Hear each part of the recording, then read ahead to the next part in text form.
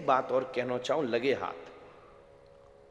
तपस्या करवे वारन को वरदान मिले होए, पर सेवा करवे वारन को आशीर्वाद मिले होए महाराज। और साची कहूं, वरदान विफल भी भये, पर आशीर्वाद आज तक कभी विफल ना भये,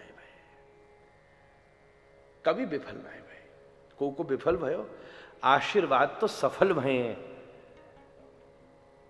भीष्म को शांतनु ने आशीर्वाद दिया, तो इच्छा मृत्यु में देखो, एक तरफ हिरण्यकश्यपु है जो अमरत्वता का वरदान मांग रहा है, और दूसरी तरफ भीष्म है जिन्हें इच्छा मृत्यु का वरदान उनके पिता ने दिया है।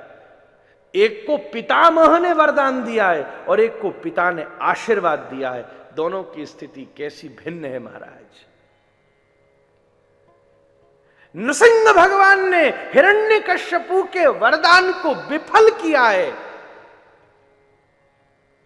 और श्री ठाकुर जी ने भीष्म के आशीर्वाद को सफल किया है महाराज।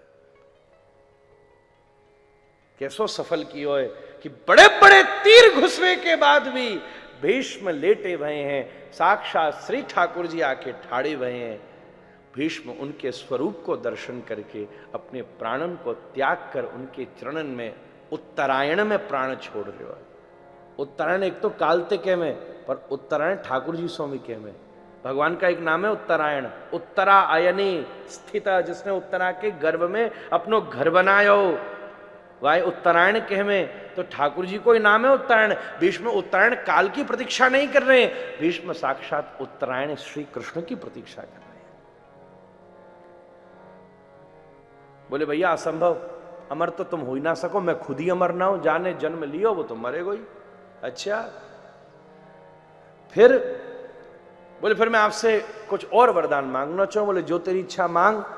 बोले फिर लंबी चौड़ी लिस्ट है, ना सुबह मरूं, ना रात मरूं, ना देवता ते मरूं, ना दानव ते मरूं, ना पशु से मरूं, ना मनुष्य से मरूं, और ना याते ना बातें, ना घर के भीतर ना घर के बाहर, जने काका लाने। इतनी लंबी लिस्ट सुनाई कि जो सुनाए बैठ गो तो है वो काम महाराज।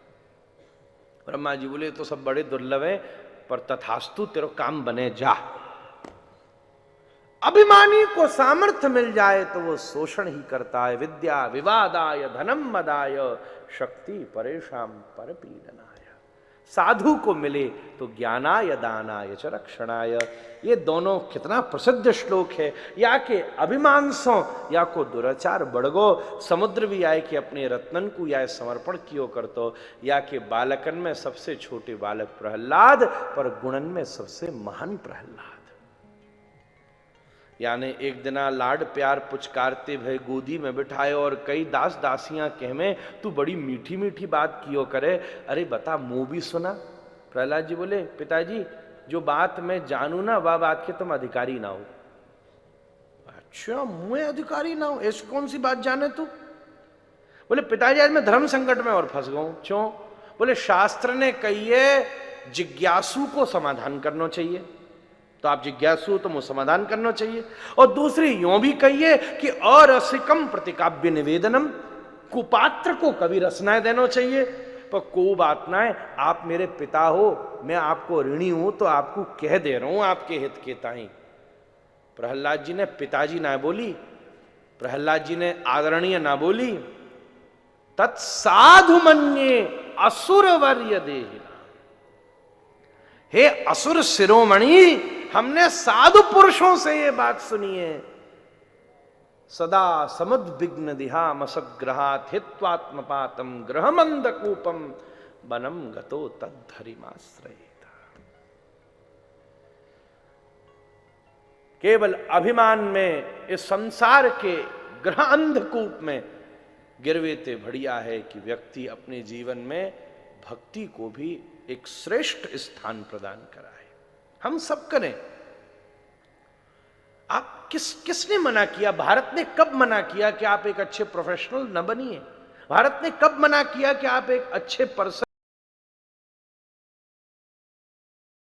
इंजीनियर, आप एक अच्छे सक्सेसफुल व्यापारी न बनिए? उस सबके सूत्र भी हमारे शास्त्र देते हैं। पर उसके साथ साथ ये भारत एक बहुत स्वीट प्रपोजल सबके सामने रखता है। इस सब के साथ साथ आप भावना इस देश में घटित होती है।